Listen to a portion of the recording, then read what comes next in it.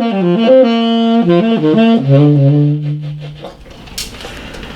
afternoon, Toronto. It is my distinct pleasure to introduce Arturo Tappin to Radioregent broadcast facilities in Toronto. My name is KoolBreeze, Curtis Anthony. Welcome. Thanks for the opportunity to talk to you. We're going to talk about your evolution, your vision, mission of your music. KoolBreeze is here to chronicle the vibe and magnify your brilliance. An honor to have you on my show, Sir Arturo. Thank you. You're welcome. Before we get into the insights and the analysis of what the music is all about, how are you? How is life? I'm fine. I can't complain. Everything's going well. I like that attitude. I like that too. What's a normal day for you outside of music? Normal day. Yeah. I'm not so sure. It's mainly been music all my life, you know. Okay. Nice. Morning, noon, and night. Right. Yeah. Right. And take a few minutes, if you would, to talk about your childhood and where you grew up. Okay. Well, I was born in Barbados. Okay. My dad grew up in Grenada. He moved to Trinidad and England. Okay. And on his journeys, he collected lots and lots of records. Okay. So as I grew up, I listened to lots of jazz. Okay. He was a big Frank Sinatra fan. Ooh. I probably have every Frank Sinatra record I know. Okay. Cannonball Adderley, Miles Davis, John Coltrane, Stan Getz, Paul Desmond, Lord Kitchener, Sparrow, Duke Ellington, you know. Heavyweights. So many, Ben Webster, Louis Armstrong, I mean, it was Masters. all around me. Masters. And then when I hit around age 12, I went to Cobblemere School and I did a musical aptitude test, and they put me in two choirs, the school choir and the St. Michael's Cathedral choir, which was led by Dr. John Fletcher, who was my music teacher at the time. Okay. And then I started playing violin with James Millington. Right. And so I was just, music was, from the time I was 11, 12, that's basically my main activity. And I understand you went to Berkeley Institute? Oh, well, before I got there, what happened, when I was 15, I auditioned to get in a jazz band playing clarinet, and they wanted saxophone. All right. And the present Prime Minister of the country, she was the manager of the band, and we were all in our teens, so they said they needed sax. My brother was playing sax, so I kind of borrowed his sax and got into the band and started playing jazz around the circuit. A lot of older musicians, like Ebby Jilks he's actually from Trinidad, but he'd moved to Barbados. Ebby Jilks, and they'd take me around on different hotel gigs and stuff. Okay.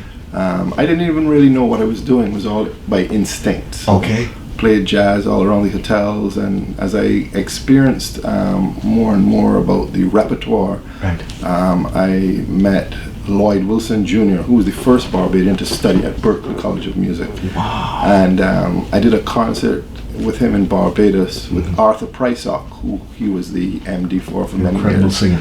And I might have been 18 at the time, and we did a video recording, thanks to my uncle at the time, Elombe Motley, and we sent that to Berklee College. Right. And I got a small scholarship. Right. And I went to Berklee around age 19, and as soon as I got there, I realized, wow, these cats are really good. So I started practicing every day from 6 to midnight. Right. And that's when I really started to understand the language of jazz, the harmonic structure, everything, chords, everything. That first year would have taken me like 10 years in Barbados to figure it all out. Okay. Now, tell us about some of your musical milestones. Well, when I came back to Barbados, played with several bands, but one in particular is Splash Band. That was an amalgamation of a reggae band and a rock band. A reggae band called Exodus and a rock band called Ivory. Now, Ivory had some very experienced players in it. Exodus had some young upcoming reggae musicians, two of which are extremely popular right now in the soca world. One is Mikey Hulsmeyer, who's half of the production team Red Boys. who produced many of the hits coming out of Barbados. Right. For soca. Okay. And the other is Biggie Irie. Ooh. And he was the lead singer at the time. All right. Funny enough, he was also the head chorister in that choir. I sang in with him. All right. I sang in with him when I was about 12 years old. So we've been friends for a long time. Nice. He's actually up here now with us in Canada. And he's performing today as well. Oh, good, good. Biggie Irie has an incredible voice. So we did about 4 or 5 albums. Right. One of which, we did a ragga soca. I don't know if they called it ragga soca at that time, but it was a combination of dancehall and calypso. Right. And it came second for Road March that year in Barbados for Crop Over. Right. Kadooment Day. Mm-hmm. And I think that was a major milestone in terms of recording for me. Right. And having a tune that everybody in Barbados knew. Right.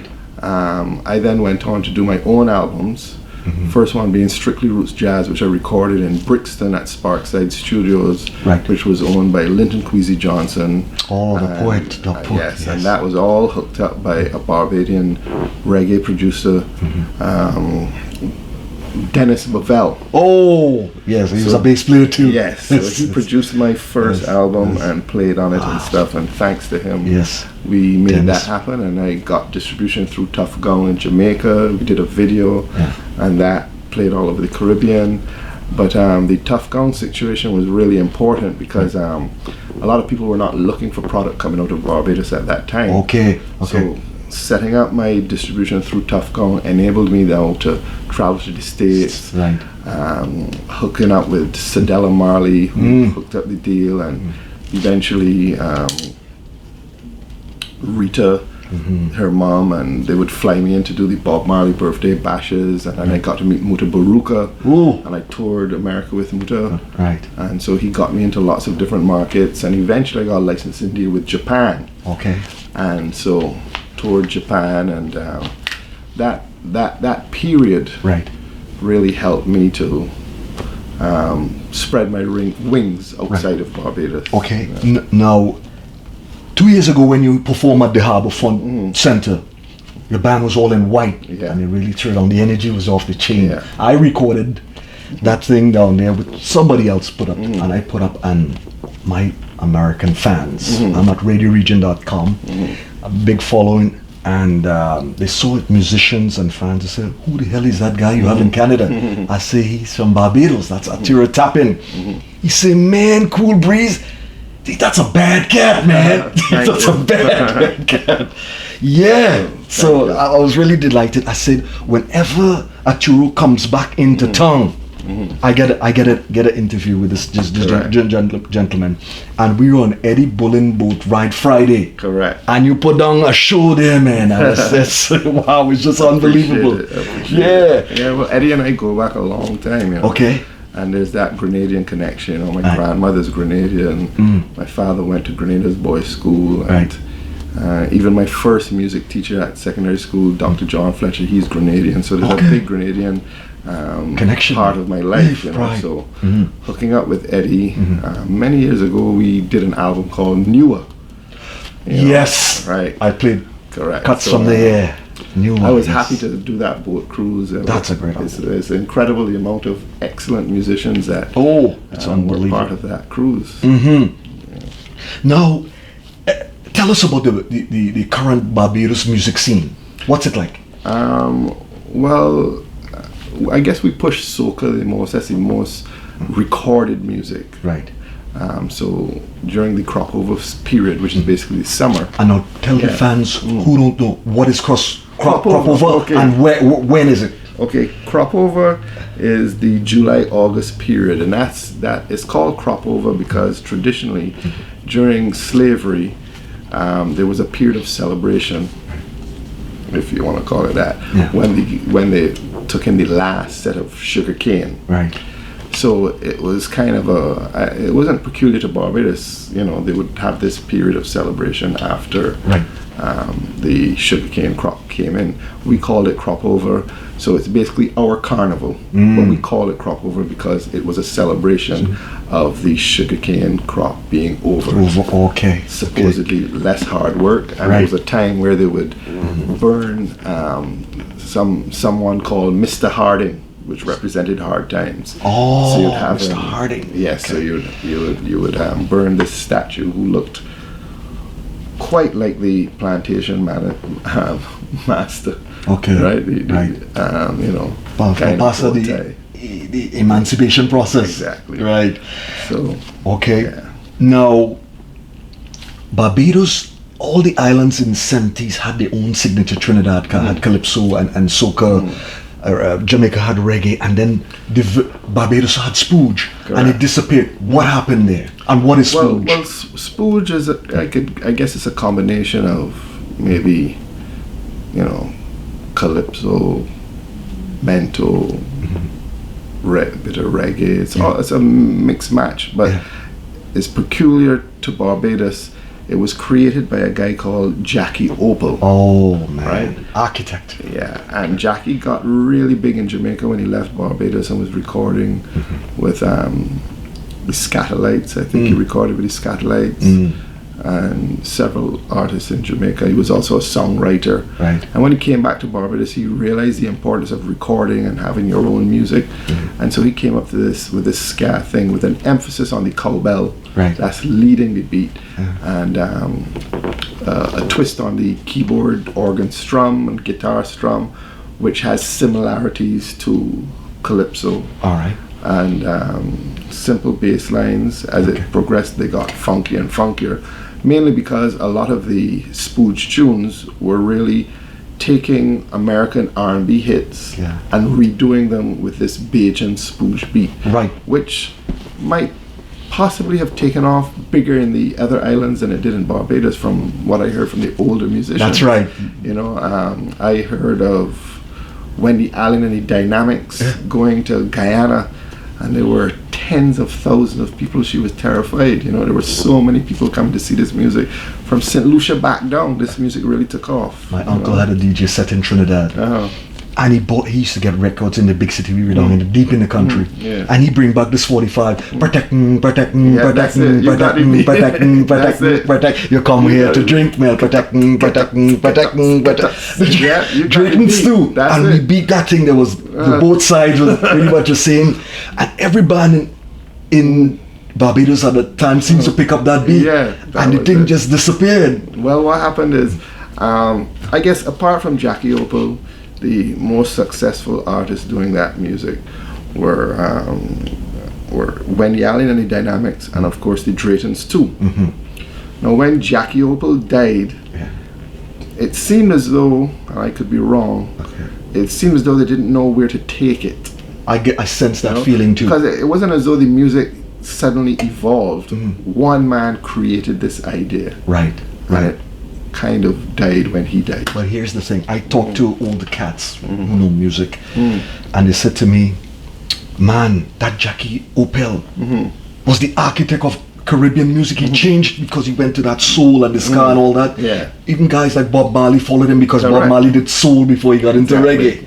And when I was a young cat growing up in Trinidad, I hear my parents talking when he died in a car crash or something. Who is this Jackie Opal? Who's it? You gotta cry me a river. And I got these tunes and I said, this man was way ahead of his time now. He grew up in the city. He was. They used to have a ship that would come into the city, and the tourists would throw pennies over, and people would go diving. So he used to do that, which could have explained why he had these powerful lungs. Right. Free diving for pennies and stuff, and then he would go into the city, and he would go by bars. And at that time, jukeboxes were big. And he would place bets that he could outsing any song on the jukebox. Wow! And so these are stories I've heard. You would pick any song. He would sing it from top to bottom, and his voice was so powerful you could hear him outside of the shop, down the road, around the corner. He was. Wow! And apart from being an incredible singer and composer and creator, he was an entertainer. He could dance. He knew how to capture your attention, do flips, hit the wall and backflip into a split, pull the mic down, Oh my goodness. Unfortunately, the footage of all of that, which was on film at CBC TV, and this I know from my dad who was working there, sometimes we don't respect our own. Absolutely right. And somebody took the footage Yes. and deleted it to go and film something else.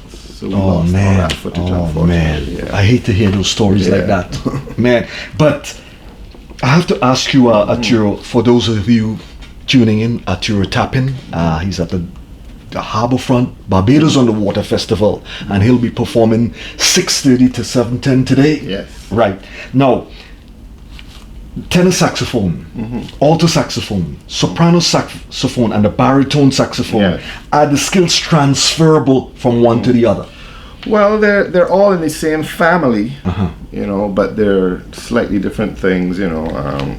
The embouchure, which is the muscles here, you know, they change the shape of the mouth. You know, the mouthpieces are bigger, smaller. Smaller as you get higher. Right. And there's a range difference, the baritone being the lowest, of course, and the soprano being very high. Yeah. And you have intonation issues as you go from one to the other. The fingering for, you know, at least 2.5 octaves for most of them is identical. Okay. But after you go into the higher range, when you want to get the really high, those high screaming notes you hear saxophone players do, it might change slightly from instrument. Now, with the bigger saxophone, do you have to move more air? It depends on your setup. Okay. If you have what I call a big mouthpiece with a wide opening and a hard reed, whatever instrument it is, you need a lot of air. For me, because I knew the baritone needs a lot of air, I just use a smaller opening and a very soft reed. Okay. That way I don't have to push too hard. I push harder on this, right? Because I play this more than the other instruments. You know? All right. Now, you mentioned yesterday when you called in the radio station something about the flute that sort of like in the same family. Yeah. Well, most sax players from the early days of big band and stuff. You know, 30s, 40s. Yeah. When you played in a big band, you'd play either tenor, flute, and clarinet, or baritone, bass, clarinet, and alto, flute, or something. But you'd usually double on sax, flute, and clarinet. And then when you go to university now, to college or whatever, you double on those instruments because they're similar in the fingering. And when you're playing a band, it's good to be able to have one guy doubling on these instruments. If you ever get to Broadway and play in one of those show bands, you know, it shows you can double on instruments. And it shows versatility too. Yes, exactly. Good. Now, let me ask you, Arturo, the Caribbean music scene, so many music styles: soca, reggae, spooge, Latin, compa, calypso, zouk, chutney, parang, Latin American. Is it safe to say that we've been impactful on the music world scene? Well, you know, it's funny enough, when you travel to Europe, there's small pockets of people that I would say sometimes are so passionate about your music, they know it better than you. True. This is true. This is so true. I've been to Sweden, and people were following me around just because I knew Eddie Grant. Wow. You know, they know every recording of Eddie Grant, you know, every reggae track he recorded. And sometimes you would go to England and meet English kids. Well, they're adults now, but when they were kids, the only thing they ever bought was reggae. All right. In general, I guess the French regions, you know, I haven't been to that much. Right.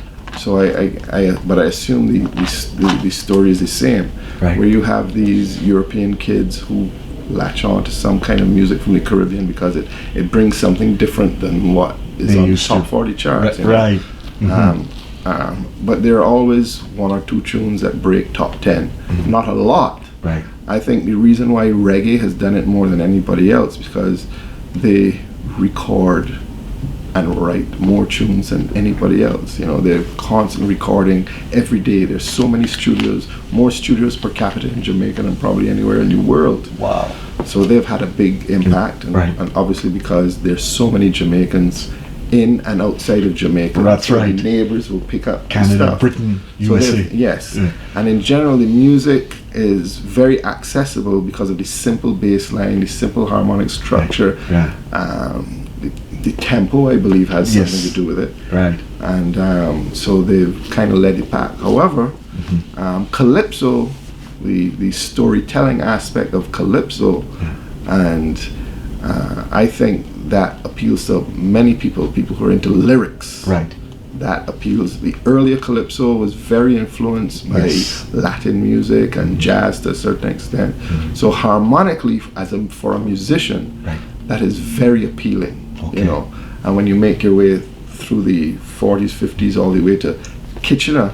Yes. Kitchener is who I direct a lot of young people who want to understand what calypso is really about, because of the rhythm of his syncopated rhythm of his melodies, and the harmony and stuff like that. Yeah. So we're gonna get back to Eddie Grant. I don't want to miss it, because he's an integral man in the Caribbean. I heard he had Ice Records in Europe, built studios in Barbados, and he was so influential in the music scene. Tell us a bit about him. Well, you know, Eddie had lots of international experience with having hits from Africa to America, Europe, everywhere. And fortunately for Barbados, he settled in Barbados, and he built a studio, and he kept the walls from the slave huts and stuff like that, right? So, and I think the first international act that recorded there was Sting. Really? Yeah, the Rolling Stones have also written and recorded there as well. And he took Gabby in there, the mighty Gabby. He took Greiner, a whole host of Barbadians, and recorded them at the same level as all of these other international acts. And he started to produce the Bajan calypso with a sound that he described as ring bang. He worked real hard to create the Bajan sound, and you know, it didn't make sense calling it so at the time, because you know, you want confuse people. So this ring bang thing really influenced Barbadian music. They removed a lot of the horns, got to the meat of the matter, the beat, simplified the beat, took out some of the percussion and just focused, so the mind can only take in but so much. Quite true. I think his productions really made Barbadian music stand out as something to be reckoned with, not just in the Caribbean but worldwide. So he started using some local Barbadian young musicians on those projects, those recordings, of which every year he would put out, and they would make big impacts as far as Road March and stuff. And each of those young guys turned out to be the producers of note later. That's so incredible. I would have to say Eddie Grant it basically helped change the face of Barbadian music. From Eddie came Nicholas Branker, from Eddie came Christopher Allman, from Eddie came Terry Mexican Arthur and Square One. Wow. And you know, I've been on radio for 3 years, and I don't just play music. I'm trying my best to educate the fans in the process, while putting a little wit and history and all that kind of stuff. So a lot of fans tell me, Breeze, KoolBreeze, I didn't know that. I said, yeah, because a lot of people, they don't disseminate that information to you. They just play the music. Yeah, I don't think not everybody's appreciative or understand the power of an Eddie Grant production and record, or even the live performance. And I can tell you, spending a lot of time with him and working with him and having long conversations, it definitely helped me to understand what was required for a recording and a production in terms of perfection. And also he helped change my whole understanding of what's important when you hit a stage. You know, coming out of Berkeley and spending all my time, I'm trying to do everything John Coltrane did or Charlie Parker, and you know, he said, you know, you'll never play as many notes as John Coltrane. But what's most important is to create a presence on stage. And at the time I was like, I didn't really understand it, you know. But eventually I thought about it, and you know, it's kind of what happened with the greatest jazz musician of all time to me, who is Louis Armstrong. It doesn't matter whether you like jazz or not. If you watch a Louis Armstrong performance, innovator. And he can take you on a journey where he draws you in, with the way he plays and his stage play. I said, oh, this is what Eddie was trying to tell me. So I worked on that consciously through the years. So when I hit a stage, I want to bring you on a journey with me. All right. That's a quite illuminating explanation. Now, I have to ask you this, Arturo. A lot of my fans, my musician fans in the States, we struggle with this.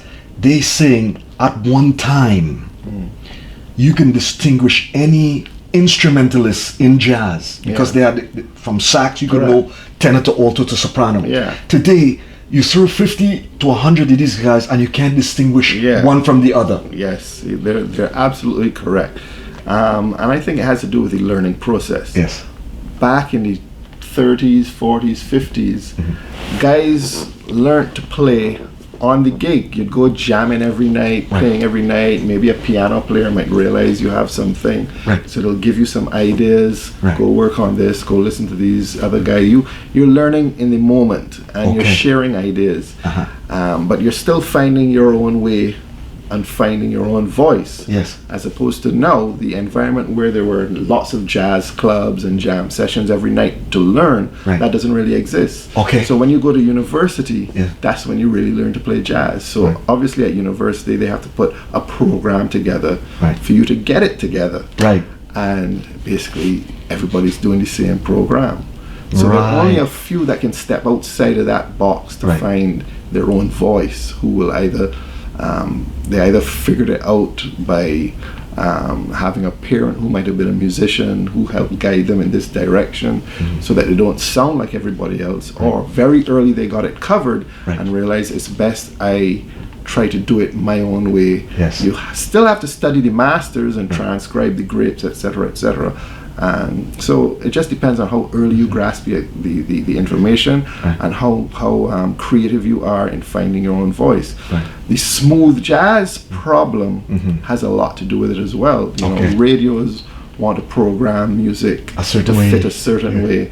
So you listen to 10 smooth jazz artists, all alike. They all sound the same. So smooth jazz, which I was attracted to from like the mid-70s with Grover Washington. That was the real deal. Creed Taylor Productions, Kudu Records. Exactly. You know, to me, and I don't know if I don't want to be biased, but all the guys around that time had a voice, and there's still maybe one or two that would stand out.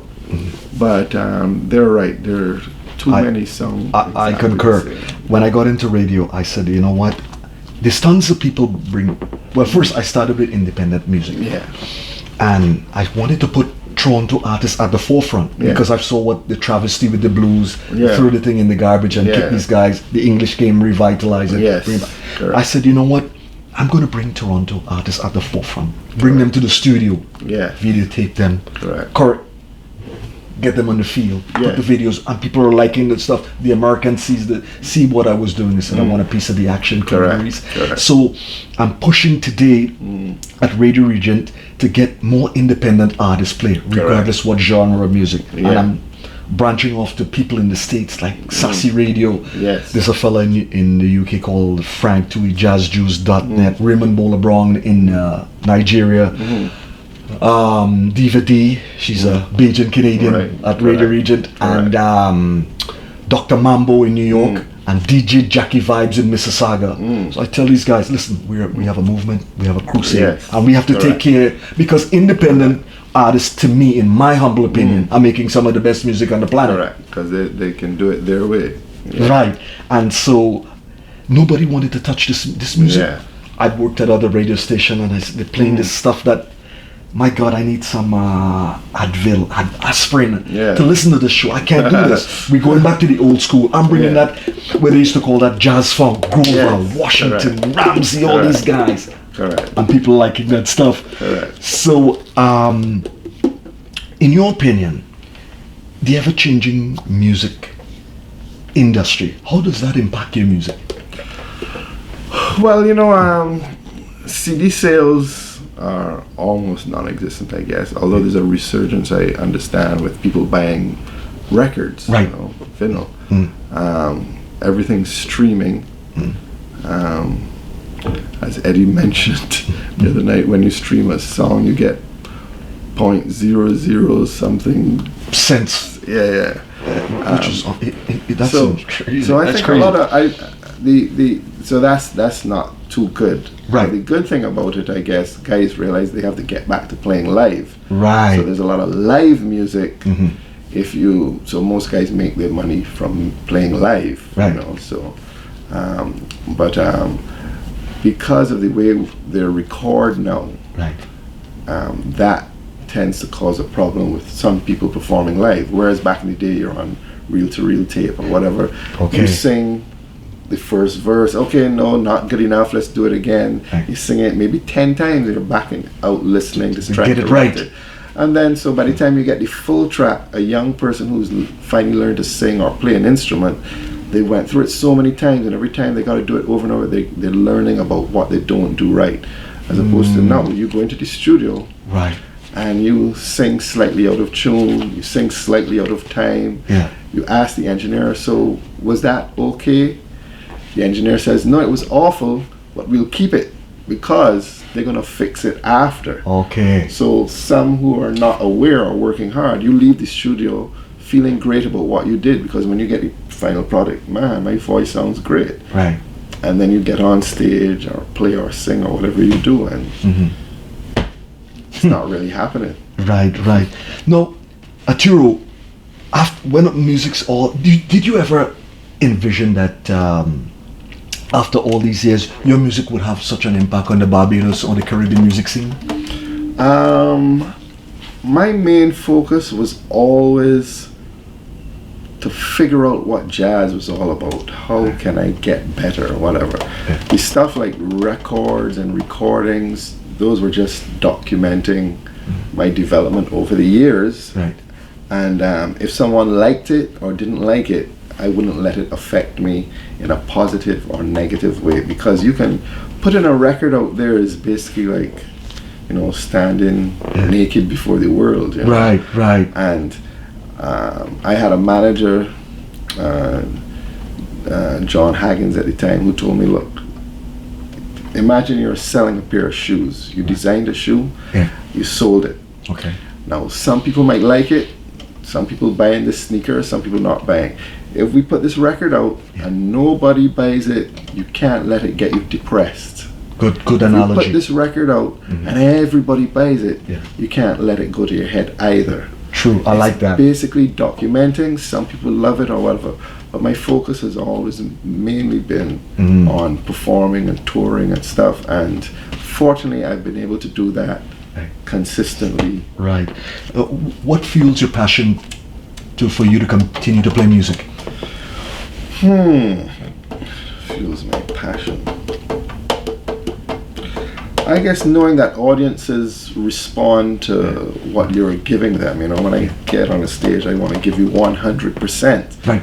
And once they're giving that back to me, then I look forward to doing it again and again. Right. Meeting younger musicians all over, mentoring younger musicians, and I share what I know, and I learn from them as well. Right.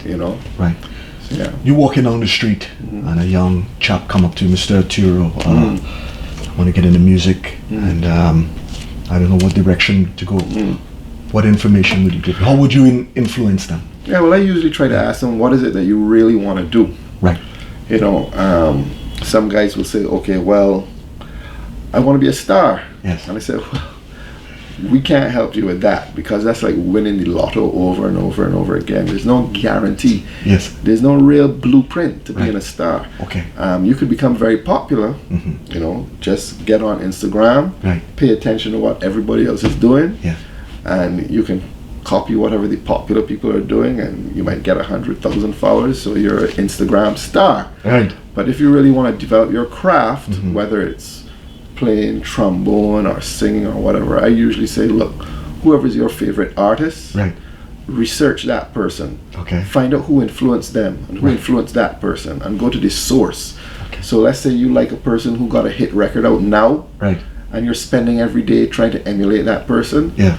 at one point you have to stop and go back to the source of what inspired that person. Otherwise you'll sound exactly like that person on your radio, and there's no point in that. Right. Go back to the source, and then you go sideways and this way and find out who else was involved. Right. So I always have this joke: go and listen to records of dead people. Oh, I like that. Yeah.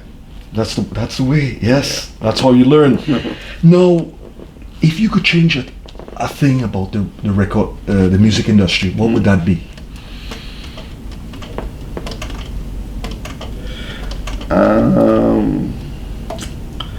I don't know if there's anything I could change, but from the understanding and the research of everything I've known to this date, it seems as though there's never been a hit song that's never been paid for. Really? Yeah. Wow. Every single hit song that we grew up and we loved was if it wasn't payola, it was some sort of promotion. There would be like one or two that might slip through. Right. And then they try to shut those down immediately because the music business is not I don't think it's a game for gentlemen. Right. Well put. Where can your music be purchased? Everything's online now, basically. I mean, some live shows I'll take some CDs and stuff. You know, people still want a CD and have an autograph and stuff. Right. But most of the stuff is online. You can download it on iTunes. Right. But I guess this generation, everybody's just streaming. You know? Streaming, yeah. And where can fans find you on social media? I'm Arturo Tappin at everything. Facebook and Instagram. Okay, that man, it's an honor and a pleasure. I know you got to get yourself set up for later show. It's an honor for taking the time, corresponding with the KoolBreeze. Thanks for joining us at Radioregent broadcast facilities in Toronto. I appreciate your time. Yeah, thank you. I appreciate your perspective. Thank you. It's been a pleasure. All right.